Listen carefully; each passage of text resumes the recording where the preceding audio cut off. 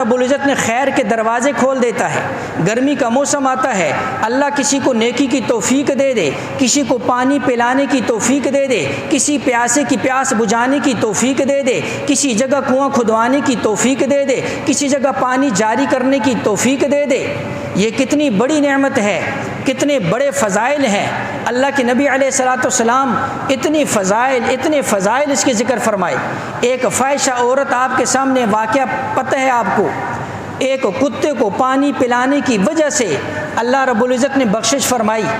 ایک بندہ راستے سے جا رہا، سخت پیاس لگی، کنویں کے اندر اترا، باہر نکلا، کتے پر نظر پڑی، کیچڑ کے اندر منہ مارا اور پیاس سے برا حال ہے، دوبارہ اترا، دل کے اندر خیال آیا اس کو بھی ایسی پیاس لگی ہوگی جیسے مجھے لگی ہوئی تھی۔ حضور علیہ الصلوۃ والسلام فرماتے ہیں وہ دوبارہ کنویں میں اترا، اپنا جوتا نعال اتارا، اس کے اندر اس نے پانی بھرا، منہ کے اندر جوتا پکڑا اور کنویں کے اوپر چڑھ کر آیا، کتے کو پلایا۔ اللہ نے اس عمل پر بخشش کر دی۔ صحابہ نے عرض کی اے اللہ کے نبی، کیا کسی جانور کو پانی پلانے پر بھی بخشش ہوتی ہے؟ حضور علیہ الصلوۃ والسلام نے فرمایا ہر تر جگر والے کے اوپر، ہر تر جگر رکھنے والے کو پانی پلانے پر بھی اللہ اجر عطا فرماتے ہیں۔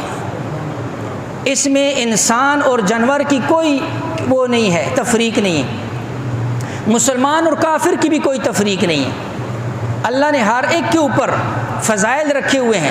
اس لیے ایک حدیث کے اندر آتا ہے، حدیث قدسی ہے، فرمایا اللہ جل شانہ کل قیامت کے دن کہے گا اے میرے بندے، میں نے فلاں وقت تجھ سے پانی مانگا تھا، تو نے مجھے پانی نہیں دیا تھا۔ حدیث قدسی ہے۔ بندہ کہے گا مولا تجھے پانی کی کیا ضرورت ہے، تو بے نیاز ذات ہے، تو کھانے اور پینے سے پاک ہے، تو نے کب پانی طلب کیا؟ حدیث کے اندر آتا ہے حضور علیہ الصلوۃ والسلام فرماتے ہیں، مفہوم ہے، فرمایا اللہ جل شانہ فرمائیں گے فلاں وقت کے اندر میرے بندے نے تجھ سے پانی مانگا تھا، تو نے اس وقت اگر اس کو پانی دے دیتا یہ ایسے ہی تھا جیسے مجھے پانی دے دیتا۔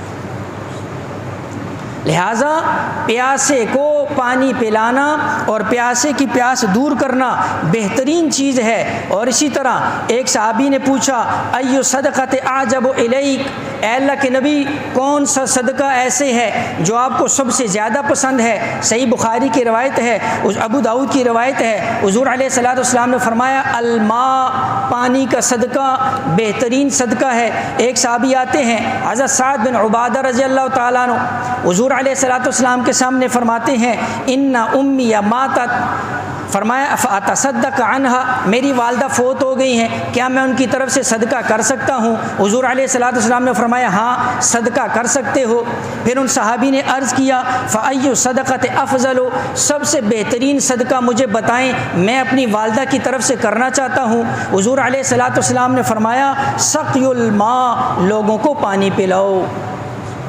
صحابہ فرماتے ہیں حضرت سعد گئے، کنواں کھدوایا، وقف کیا اور اس کے بعد کہا میں نے اس کنویں کو ام سعد کی طرف سے لوگوں کے لیے وقف کر دیا۔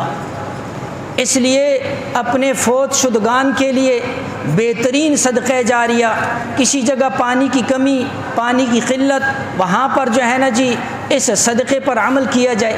جب تک لوگ اس سے سیراب ہوں گے، کوئی وضو کرے گا، کوئی اس سے اپنی پیاس بجھائے گا، کوئی اپنی ضرورت پوری کرے گا، اللہ جل شانہ اس کا اجر جو ہے آپ کے اعمال نامے میں لکھتا رہے گا۔ آپ نہیں بھی ہوں گے عمل جاری رہے گا، اسی کو صدقہ جاریہ کہتے ہیں۔